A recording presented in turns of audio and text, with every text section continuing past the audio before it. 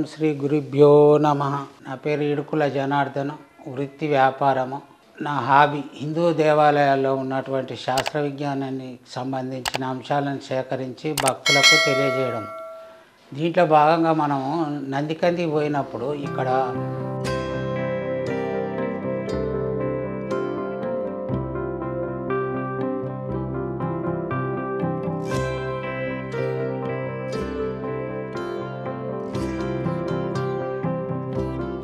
ఉన్నటువంటి ఈ రామలింగేశ్వర ఆలయానికి ముందల మనకు స్వాగత తోరణం లాగా ఆర్చి కనపడుతుంది.